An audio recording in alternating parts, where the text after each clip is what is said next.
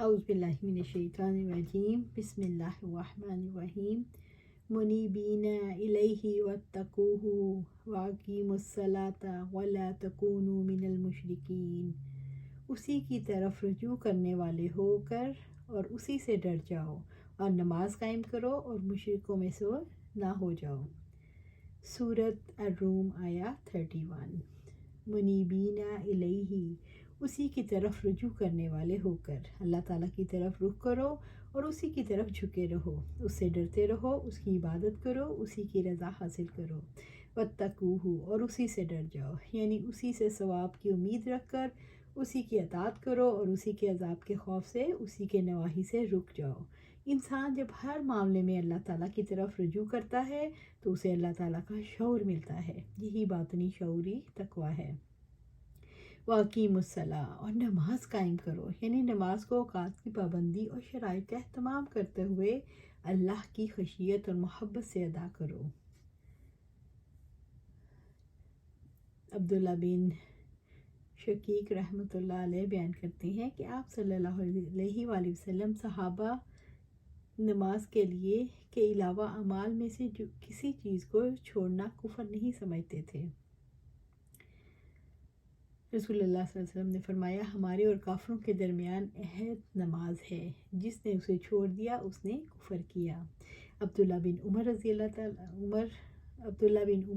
تعالیٰ عنہ بیان کرتے ہیں کہ آپ صلی اللہ علیہ وآلہ وسلم نے فرمایا، مجھے حکم دیا گیا ہے کہ میں اس وقت تک لوگوں سے قتال کرتا رہوں جب تک کہ وہ اس بات کی گواہی نہ دیں کہ اللہ تعالیٰ کے سوا کوئی معبود نہیں اور بے شک محمد صلی اللہ علیہ وآلہ وسلم اللہ کے رسول ہیں، اور وہ نماز قائم کریں اور زکوٰۃ ادا کریں۔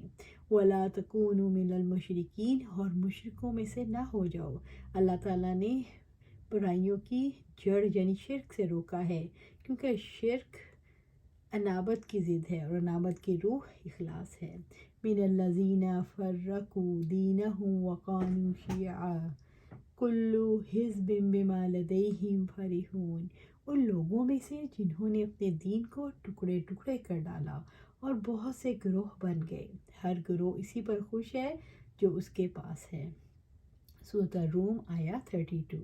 من الذین فرقوا دینہم، ان لوگوں میں سے جنہوں نے اپنے دین کو ٹکڑے ٹکڑے کر ڈالا۔ مشرکوں نے دین کو ٹکڑے ٹکڑے کر دیا۔ دین جو ایک ہے، یعنی ایک اللہ تعالیٰ کے لیے اپنے دین کو خالص کرنا مطلوب تھا، لیکن وہ ایک اللہ تعالیٰ کو چھوڑ کر پتھروں، بتوں، سورج اور چاند کو معبود بنا بیٹھے۔ وقانوا شیعا، اور بہت سے گروہ بن گئے، یعنی ہر ایک نے تعصب زدہ ہو کر اپنا گروہ بنا لیا۔ کل حزب بما لدیہم فرحون، ہر گروہ اسی پر خوش ہے جو اس کے پاس ہے، یعنی وہ انبیاء علیہ السلام کی لائی ہوئی وحی کی مخالفت کرتے ہیں اور اس پر خوش ہیں کہ خود اور انبیاء علیہ السلام کی مخالفت کرنے پر والے حق پر ہیں۔ ابو ہریرہ رضی اللہ تعالیٰ عنہ نے بیان کیا کہ آپ صلی اللہ علیہ وآلہ وسلم نے فرمایا، میں عیسیٰ بن مریم علیہ السلام سے اور لوگوں کی بنسبت زیادہ قریب ہوں، دنیا میں بھی اور آخرت میں بھی، اور انبیاء علیہ السلام الاتی بھائیوں کی طرح ہیں، ان کے مسائل میں اگرچہ اختلاف ہے لیکن دین سب کا ایک ہی ہے۔ فَتَقَطَّعُوا أَمْرَهُمْ بَيْنَهُمْ زُبُرًا كُلُّ حِزْبٍ بِمَا لَدَيْهِمْ فَرِحُونَ، پھر انہوں نے اپنے معاملے دین کو ٹکڑے ٹکڑے کر کے کئی گروہوں میں ہو گئے، ہر گروہ کے پاس جو کچھ ہے وہ اسی پر خوش ہے۔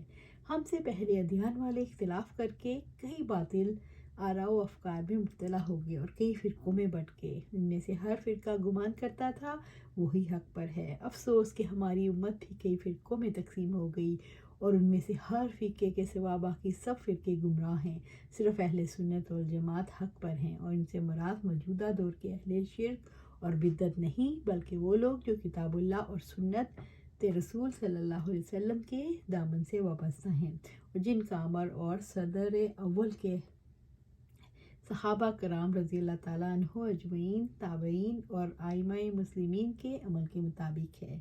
جیسا کہ امام حاکم نے اپنی مسترد میں روایت کیا کہ آپ صلی اللہ علیہ وسلم سے جب یہ دریافت کیا گیا ان مختلف فرقوں میں سے نجات یافتہ کون سا ہے، تو آپ نے فرمایا، وہ جس کا عمل اس کے دین کے مطابق ہو، جس پر آج میں اور میرے صحابہ کرام رضی اللہ تعالیٰ عنہم ہیں۔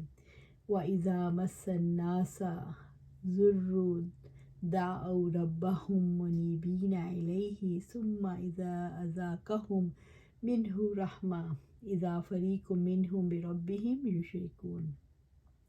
اور جب لوگوں کو کوئی تکلیف پہنچتی ہے وہ اپنے رب کو اسی کی طرف رجوع کر کے پکارتے ہیں، پھر جب وہ اپنی رحمت کا مزہ انہیں چکھاتا ہے تو اچانک ہی ان میں سے ایک گروہ اپنے رب کے ساتھ شریک ٹھہرانے لگتا ہے۔ سورۃ الروم آیت 33۔ وَإِذَا مَسَّ النَّاسَ ضُرٌّ، اور جب لوگوں کو کوئی تکلیف پہنچتی ہے، جب لوگوں کو کوئی بیماری یا تکلیف پہنچتی ہے، دعوا ربہم منیبین الیہ، اپنے رب کو اسی کی طرف رجوع کر کے پکارتے ہیں۔ مصیبت میں لوگ شرک چھوڑ کر رب کی طرف رجوع کرتے ہیں کیونکہ وہ جانتے ہیں اللہ تعالیٰ کے سوا کوئی تکلیف دور نہیں کر سکتا۔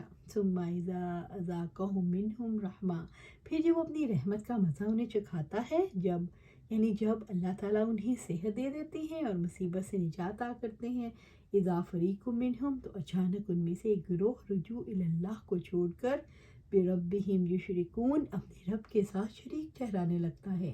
ایسی ہستیوں کو رب کا شریک بنا دیتا ہے جو ان کی صحت، خوش بختی اور خوشحالی پر کوئی اختیار نہیں رکھتی اور ناشکری کرتے ہیں، حالانکہ شکر اور دائمی اخلاص کو اختیار کر سکتے ہیں۔ خواہش پرست انسان کا عقیدہ مضبوط نہیں رہتا۔ لِيَكْفُرُوا بِمَا آتَيْنَاهُمْ فَتَمَتَّعُوا فَسَوْفَ تَعْلَمُونَ، تاکہ ہم نے جو کچھ انہیں دیا ہے وہ اس کی ناشکری کریں، سو تم مزے اڑاؤ کہ جلد ہی تم جان لو گے۔